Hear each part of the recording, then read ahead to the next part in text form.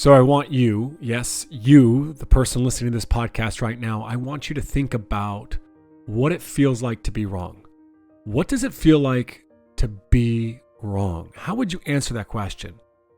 Well, if you answer it anything like myself, the first time you were asked, you might have answered, you feel frustrated, maybe embarrassed, uncomfortable, or maybe you feel stupid. But your answer, that's not actually how you feel or I feel when we are wrong. It's what it feels like to learn you are wrong. When we learn we are wrong, we feel stupid, embarrassed, or a little silly. So what does it actually feel like to be wrong? Or a more specific question, as Jennifer Garvey Berger poses in her book, Unlocking Leadership Mindtraps, a more specific question is, what does it feel like to be wrong before we find out that we're wrong? Well, it feels the same as what it feels like to be right. And what does it feel like to be right? Well, when we feel like we're right, we feel comfortable, we feel confident, we feel strong, we feel a sense of conviction. Daniel Kahneman, who won a Nobel Prize for his research, has found that people tend to think they are right most of the time. And most of us possess excessive confidence in what we believe we know. And people in general have this inability to acknowledge the full extent of their ignorance and the uncertainty of the world that we live in. Perhaps, great leadership in today's world isn't about being right more than others. And maybe great coaching isn't about being more right than the opposing coach or even your athletes. Instead, great leadership is a realization and acceptance of the truth that we are not and cannot be right all of the time, especially in the complex world that we live in. And that's what we're going to dive into today in the third part of our series on Jennifer Garvey Berger's Leadership Mindtraps. For more on those, you can also check out her book, Unlocking Leadership Mindtraps. Welcome to the Coaching Culture Podcast. I'm your host, JP Nurbin, and I'm joined by my friend and co-host, Nate Sanderson. The mission of this podcast is to help you become a better leader and build a better culture. In addition to this podcast, I'm the founder of TOC, which provides one-on-one coaching and consulting for leaders. Learn more about us at tocculture.com. This episode is brought to you by the TOC newsletter. Every Thursday, our newsletter includes two things you don't want to miss out on. Firstly, the notes to that week's podcast episode. Whether you're listening while driving the car, out for a run, or doing the dishes, we don't want you to miss the biggest takeaways from each episode. Secondly, each newsletter is a short article from myself or Nate on leadership and culture. These articles are designed to inspire, encourage, and provide practical insights into leadership and culture building. Our content is a perfect fit for anyone who wants to stay up to date with the latest trends and insights in culture building. You can subscribe to the newsletter at tocculture.com or by clicking on the link in the details of each episode. Well, JP, at the time of this recording, we are 4 weeks from the start of our high school girls basketball season here in Iowa, and it is an exciting time right now here. You know what that preseason is like. You've got all these ideas fleshed out in a notebook somewhere, and you're thinking about changes to practice and tweaks to the offense and thinking about your personnel. And there's a lot of hope in the preseason because, quite frankly, I've spent some time reflecting here, JP, and I've got a lot of great ideas that are going to make our team even better this year. But one of the things that has haunted me a little bit over the last couple of weeks has been our conversations here about the brain and some of the mind traps that we can sometimes fall into. And there's one that's been waving this big yellow flag out in front of me when I make all these decisions and declarations to my staff as we get ready here, is that the brain always wants to be right.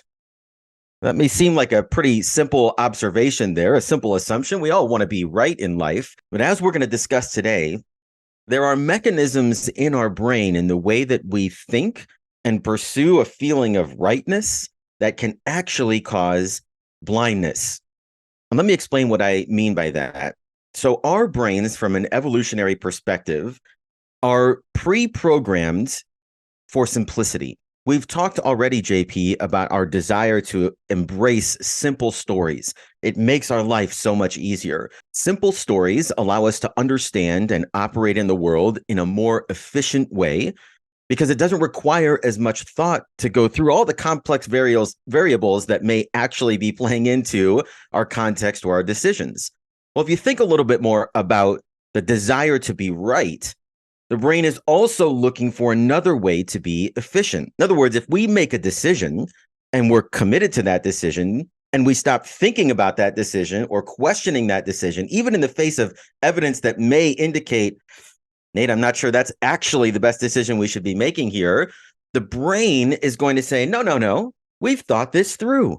I've taken into consideration all of the variables and perspectives here, and I know this is what's best.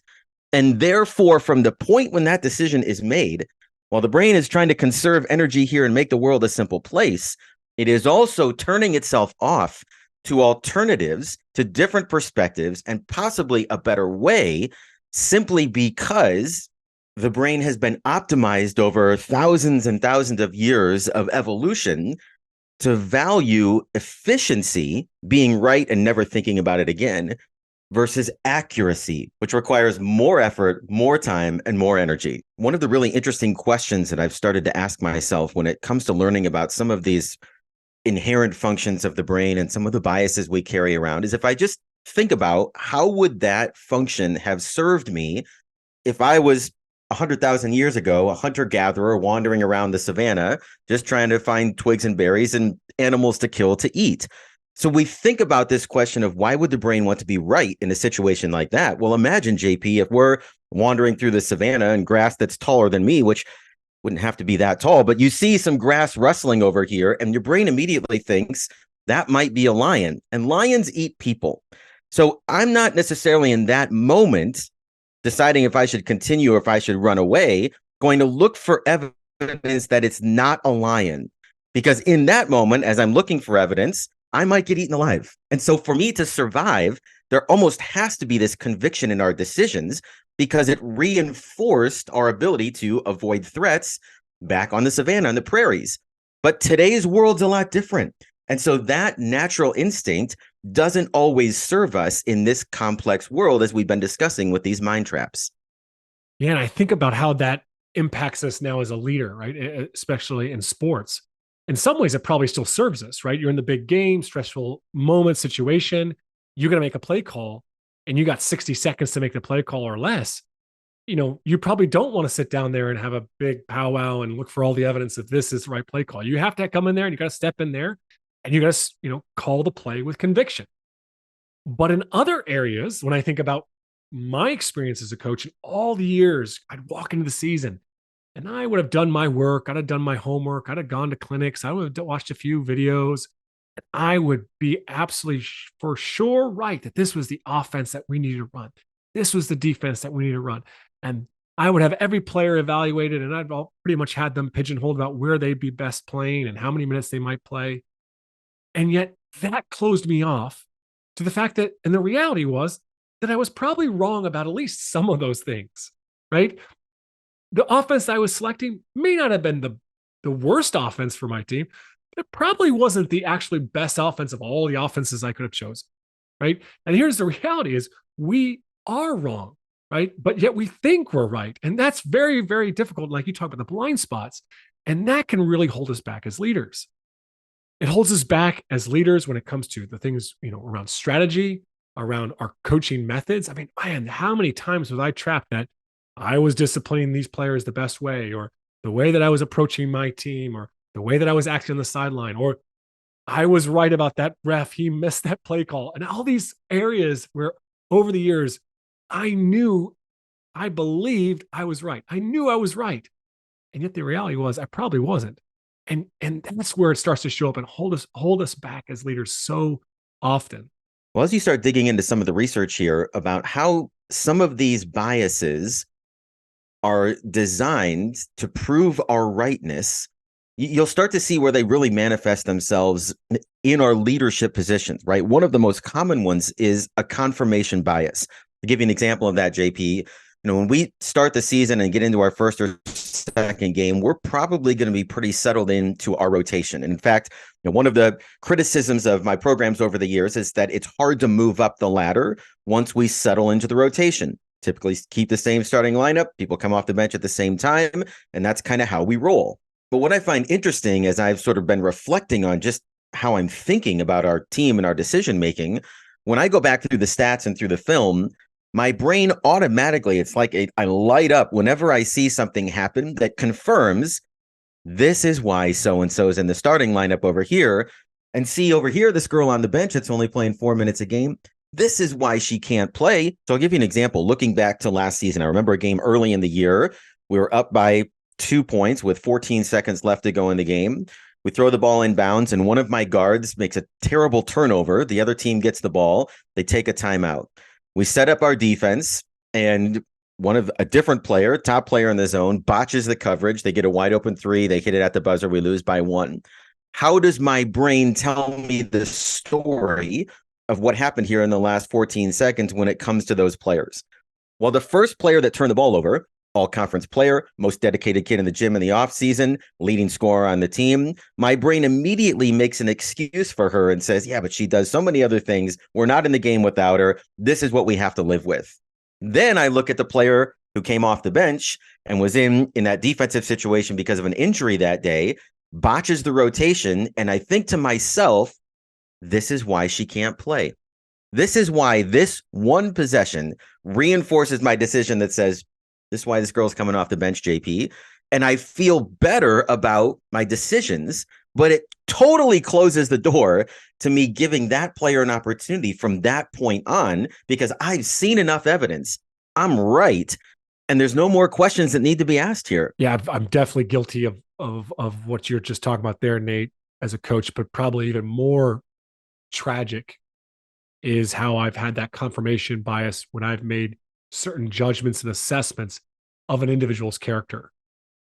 And sometimes that's fed by the simple stories, which we've talked about earlier in the series. But I make this judgment that this player is lazy, they're entitled, they have a bad attitude, they don't want to be here, whatever those judgments are. And then I'm only looking and seeing what reinforces my opinion there. I'm not open to the possibility that other things are going on. I'm not open to other stories. I simplify the story, but I'm also not open to the fact that I could have just gotten that wrong from the start.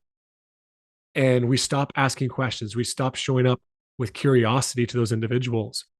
And it affects how we treat those individuals. And I think it really limits us as a leader, even if there is evidence that they have attitude issues or they struggle to respond emotionally in the right ways. It closes us off the opportunity for growth in those individuals. And so when I think back on my time as a coach, yeah, it really was limiting for us as a team when I made these wrong assessments around a player's abilities or skill. But it was really, really limiting for me as a person to be trapped by rightness around my assessments of an individual's character. Well, obviously, we can see how that connects to our previous conversation about simple stories. The brain has a simple story. The story must be right. And it's not necessarily fair to the individual. And we do this all the time. Here's another bias, JP, that can really reinforce this idea of rightness. And this comes from Annie Duke's book, Thinking in Bets, where she talks a lot about this idea of resulting. If you take 10 seconds to look at anything on Coach Twitter, you will see an example of resulting. Almost guaranteed. Somebody's going to say, I saw this drill being done in an NBA practice, then it must be good enough for every other practice in the United States of America because the NBA team won and this is what they did. Therefore, this is the right way for everyone. Well, what's that person saying? Well, they're saying that the results of that team's championship or just the fact that they're an NBA coach means that their process must be correct. We don't necessarily have to think about that process critically or compare it to the research or compare it to alternative ways of developing your teams. We just have these shortcuts that are simple. The outcomes justify the means, and we accept that as truth. And as what Annie Duke talks about in her work is that we can be very easily fooled when we think this way. In other words, I could make a series of terrible decisions percentage wise, if you were to evaluate each one of those choices and have a good result. And my brain would say, see, those were great decisions because you got a good result. In the same way, you might make a series of really good decisions, and because of bad luck, you get a bad result. And your brain immediately, because again, it just wants to evaluate in black and white, right or wrong, says that must have clearly been wrong. And so now we have to find another way to be right.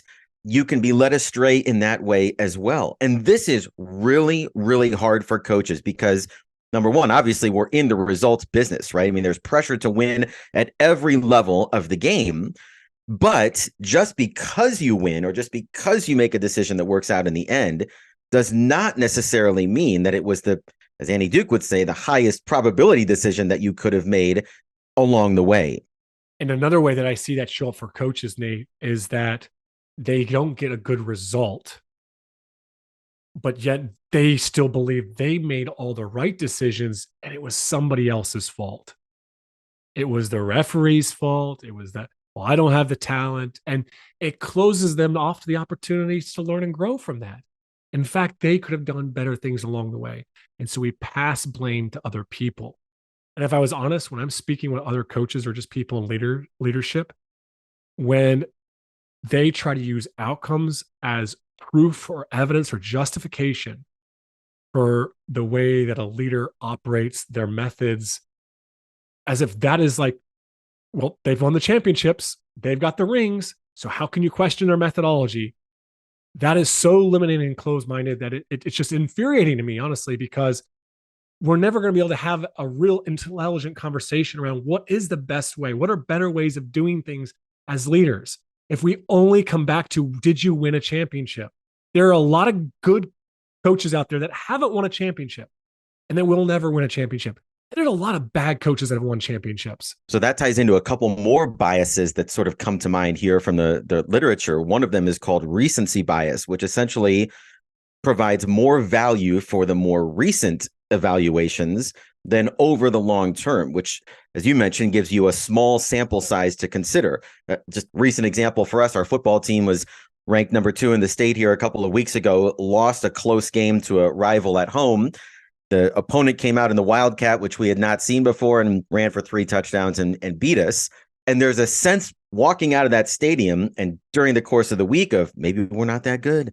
Maybe the defense isn't very, very good. Maybe we don't know what we're doing, despite the fact that over the 4 games prior to that, I think we had given up 10 points, or something like that. So the recency, it feels more immediate.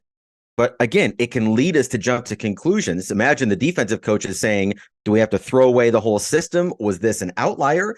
If it was an outlier, if we opened ourselves even to asking that question, maybe we start to look at a little bit larger sample size and make better decisions.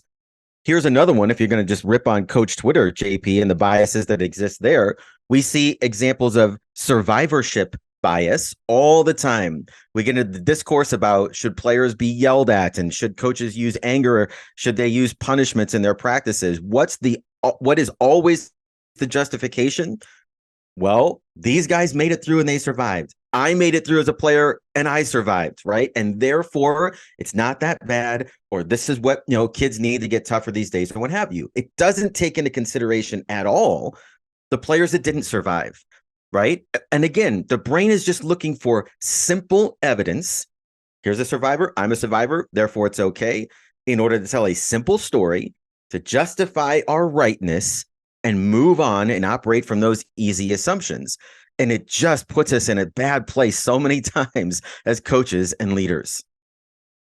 So we need to take a quick break in today's episode to tell you about my latest book, The Culture System, a proven process for creating an extraordinary team culture. One of the greatest challenges in creating a great culture is that culture is so complex. And one of the problems that people face is they oftentimes just look for 1 or 2 things that can fix their culture, make their culture great that season. And this is a faulty approach because it ignores the complexity of the situation. So a systems approach deals with the complexity by applying many strategies and methods, applying a whole framework to build the culture. My book, The Culture System, provides you with that framework that you need to consistently create a great culture each season. And if you really want to go in depth and get more resources and guidance that will help you stay consistent, be sure to check out the online course as well which you can find at tocculture.com. So Nate, if I was honest with everybody here on the podcast, I've probably operated for the majority of my life with the belief that I'm right about most things. I have that attitude. I'm one of those people. But reading this book really was challenging for me because now I know that what the reality is, it's not that I'm right about most things. It's that I feel that I'm right about most things.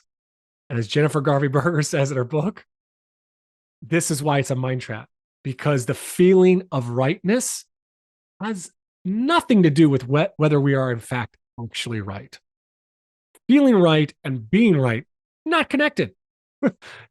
I could feel 100% right. It doesn't make me any more right. And that is a very challenging realization to come to when it comes to how do we operate as leaders, right? In this complex world. Okay, so then what are we supposed to do, Nate? Like, how are we supposed to go out there and coach and lead if we can't ever be fully certain that what we're doing is the right decision? How do we stand by their decision to call this play, to run this offense, to discipline in this way, especially when we're faced with losing, resistance, people questioning our coaching, people taking to social media to blast us, right? All this resistance out there, right? How are we supposed to operate if we don't have this strong sense of being right? It's very, very challenging. Well, and here's the question that really opened my eyes from this chapter in the book. When you talked about it right there, about the feeling of being right. She says, when she asks some leaders, what does it feel like when you're wrong? And everyone will say, well, that didn't work out the way I thought it would. It feels embarrassing, or maybe I feel shame, or, maybe I'm just disappointed in myself. And she says, no. That's what it feels like when you learned that you were wrong. What did it feel like to be wrong when you made the decision? And the aha moment there for me was, well, when I made the decision, it felt exactly the same as if I was right.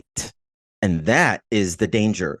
And quite frankly, JP, as coaches and leaders, nobody is asking the question, how do we go back and look at, did we make the right decision or the wrong decision? Like, we look at the results, as we talked about before. I can evaluate results, but to go back and say, in retrospect, could we have made a better decision there? Was there information that we were missing? Were there assumptions that we made that weren't true? Was there, something that we didn't include, that turned out to be a really important factor in how things worked out? The amount of time that I've spent asking those questions in the last 22 years is almost 0 minutes. I just don't think that way. And that's where we can get trapped in this cycle of, I make a decision, I look at the result, I make a decision, I look at the result, without actually evaluating the decision apart from the result. And that can be so powerful if you can learn to start to introduce some of those questions. If people want to go deeper into this whole concept, I'd really recommend as well, Think Again by Adam Grant. In that book, he breaks us down into one of 4 different personalities. When we're in arguments or when we're evaluating maybe our decisions, we can be the preacher, the politician, the prosecutor, or the scientist. And he says, the prosecutor probably has too much training required. And I think back to some of the research around, this being trapped by rightness. Being highly intelligent actually works against us in a lot of cases, right? Because we're able to craft these very logical arguments for why we are right. And so there's loads of research out there. I know Annie Duke talks about in her book, which is smarter people are just as vulnerable to some of these biases. The other one is the politician, and Grant talks about there. And I think about that as so often for me as a coach, I was the politician. I'm the coach. Listen to what I'm saying. I'm right. And I think just because I have the power, I'm right. Whereas the prosecutor, I've done all this training, or I've had all these years experience as a coach. And there are sometimes, Grant talks about people are the preachers. There's no proof required, where we just make the assumptions that we don't put a lot of thought into it, but we just go ahead and just assume that we are right. But what he is encouraging us for us to be scientists, which is, I think, is what comes back to what you just shared there, Nate, which is experiments are required, right? We have this hypothesis. Now let's go test it, right? Let's go see if it actually is right or wrong. And let's put it through some various tests. Open the possibility that we could be right, or also open to the possibility that we could be wrong. And I think this type of mindset, trying to operate as the scientist as we move forward as leaders is really, really important because everything is so complex.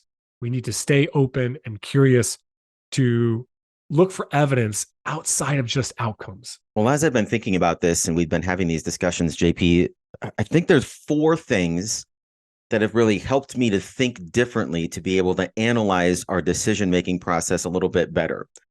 Number 1, this isn't really a question. It's basically a mindset. It's a frame of mind, I should say. When I make a decision, I'm guessing.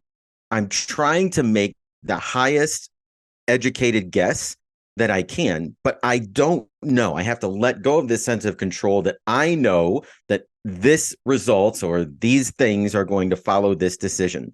I'm just making the best guess with whatever information I have available to me at the time. Here's why that's important, because it opens me up to guessing wrong. And if I guess wrong, then that provokes a whole bunch of other questions about my ability to guess, right? It allows me to learn. The second question that we've been asking and in our fall meetings here as a coaching staff, and even with some of my players, is I have these new ideas of things we'd like to do this year. And I'm now asking, why won't this work? Tell me why this wouldn't work. I want them, number 1, to create a place of psychological safety. So if they did have doubts or they did have questions, I'm inviting that feedback because it allows me to see my decision from a couple of different vantage points. And it allows us also to anticipate what are some factors that could cause this decision to go sideways. And then I'm starting to evaluate, well, now what is the probability of that thing happening? So just a quick example of that from one of our recent coaches meetings is talking about practicing JV and varsity together. I think it's the most efficient decision we can make. I think it includes a lot of players. I think there's a lot of benefit to it. But asking the staff, tell me why this might not work, just gives me so much better perspective, a lot of times from an angle maybe that I'm not thinking about. Truth be told, JP, I'm thinking about this from a varsity perspective only, and maybe not considering what that would mean for our JV coaches or our JV team. So it leads to a better conversation. Number 3, that leads me to my next question here of just thinking through decisions from different perspectives. Again, my typical filter as a head varsity coach is to think about what's going to help my varsity team win the most games. That's not always the right filter for what's best for our program or what's best for all kids in our program. And so when we think about a decision like practicing JV and varsity together, I'm literally asking, JV players, what are the advantages of this? What's the disadvantage from your perspective? I'm asking varsity players the same thing. I'm asking my coaches the same thing. I'm asking my AD the same thing. I'm trying to get as much perspective from shoes that I don't wear. I don't know what it's like to be a JV player in a varsity practice in order to, again, gather as much opinion as we can to better inform that decision. And the last thing here that's been really helpful for us is when we make a decision, going back and then just asking, did that give us the best probability of being successful or getting the outcome that we wanted? I think we've shared this example on the podcast before, but if you choose to, let's say, change your defense in the last second of a game and you win the game, the resulting bias would say, great job, genius. You changed your defense and you won the game, so that was the right decision. But if you go back and look at the film and ask the question, well, was this the right decision? And then you notice, well, the other team's best player got 2 wide open shots and just happened to miss. We just got lucky in that situation. I would ask myself, do I want to change my defense again, knowing that it's possible the other team's best player might get 2 wide open looks? That's not a great bet. That's not a high probability of a successful outcome. And so it makes us reevaluate our decisions. Yes, they're informed a little bit by the results, but we're looking more in the moment the decision was made. And this is the other piece that, JP, that has been really, really good for us, is asking, was there information that we did not know or we did not see in the moment of decision that we should have? Here's a quick example of that. We played a team last year. We gave up 16 points on baseline backdoor action. Okay. So going back and looking at the film, it was really obvious that we missed it. We didn't prep for it. Wasn't in the scout, hadn't seen it on the film that we watched. So the question was, why did we miss it? Was there a way we could have known that in the time that we were getting ready for our pregame practice to be able to work on that better? And we found, as we went back through the notes, they did run that against another team that played a zone, and we should have seen it. And so that then begs questions of, how do we improve our scouting methods to make sure that we don't miss something that significant. But all of these questions are designed to move maybe through or start with the filter of a result, but really to get deeper into the information that's available. How do I gather more of it, more perspectives, and then be able to evaluate what should I have known at the time?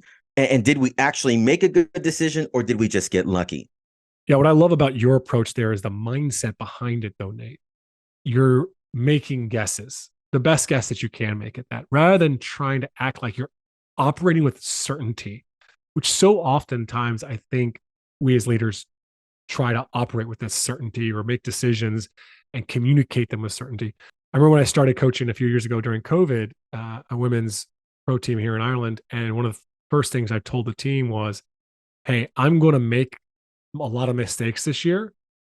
There's going to be a lot of times where I'm asking your feedback. I'm in those moments asking for your perspective so that you can help me to learn quickly from those mistakes. I'm going to do the best I can with every decision. I'm going to be intentional in those things. But when I'm asking for feedback, I really do value it because I know that I'm not always going to be right. I think this also applies around playing time. I think sometimes we try to operate with this mindset that, well, I'm the coach, so I know what's best all the time. And the reality is we're doing the best we can with the information that we have. And that's what we need to be talking about. It's like, hey, this is the information that I have. I'm going to make the best decision, but I'm going to constantly be evaluating my playing time decisions. And I think sometimes if we just have that mindset and we communicate with that, I think people will give us a little bit more grace. Sometimes when they don't get the playing time they think that they deserved. Another little element to this mindset that I think is really critical is for our ability to just laugh at our mistakes. Like when we make the wrong decision and just kind of laugh at, well, we screwed that one up there, right? Like just to be able to laugh some of our mistakes off, to take ourselves a little less seriously, I think helps us to be a little bit more playful. And that playfulness is where we start to learn. I know there's that really popular spaghetti marshmallow tower experiment challenge that's, was discussed in Daniel Coyle's book, The Culture Code, where the kindergartners were able to build the spaghetti tower with the marshmallow taller than the CEOs and all the other leaders out there. And they looked at it and it's like, because these young kids were willing to make mistakes, but also because they observed playfulness within that.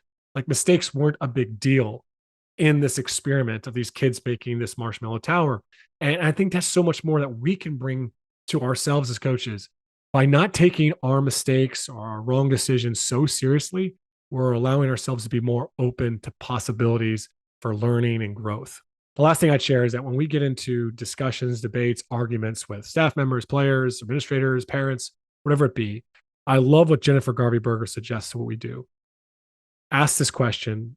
First off, what do I believe in the situation? And then secondly, how could I be wrong? It reminds me of Adam Grant's book, Think Again, where he talked about, and he recommended for the reader is like, hey, if you get into a heated argument, you could ask the person you're arguing with, what evidence would change your mind? And if they couldn't come up with anything, if there was nothing that would change their mind, Grant's suggestion is, well, there's no point of continuing the debate. Now, I would flip that. If I'm in a debate or a discussion or argument, ask yourself, what evidence would change my mind? And if there's nothing that would change my mind, then I'm closed. I'm closed off. I'm in the trap. And this is where we can start to realize when we're trapped by the rightness. If nothing would change my mind on it, then I'm trapped by rightness in that moment. And I need to change. I need to make that shift. And as Berger suggests, we need to start listening to learn rather than to win the argument or fix the situation. So listening to learn, asking questions, all those things that you're talking about there, Nate, of not coming in there with some decision fully made, but open to the possibility that you could be wrong in that situation. Well, JP, as I've been thinking differently about our decisions and our processes, I've discovered one more thing that coaches have to kind of accept if you're going to really start asking yourself some of these questions about our own biases and about our own, reactions to criticism or to disagreement, as you described there, is it really does require a vulnerability for you to say, I could be wrong. It requires a vulnerability and a comfort level to admit that we could have made a better decision there, but I'm learning to make a better decision next time. Because here's the reality of coaching is that people expect you to be right. And they're going to evaluate your decisions solely based on your results. That's outside of your control. You can't affect how other people are thinking through your decisions. And it's going to feel a little lonely at times too, because you're thinking totally differently than most people around you. And what I would encourage coaches is that's where growth is most likely to happen.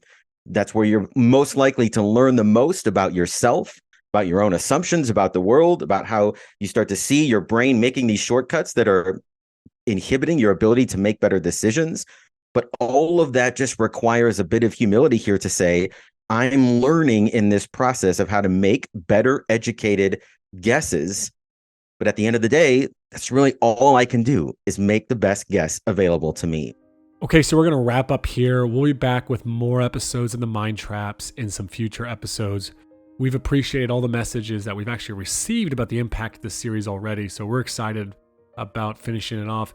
We always appreciate those messages, as well as you leaving us a review wherever you listen to podcasts. It helps us to promote the podcast. We also appreciate it when you share episodes with others and those that have subscribed to the podcast wherever you listen. So thanks for listening in, and thank you for your support.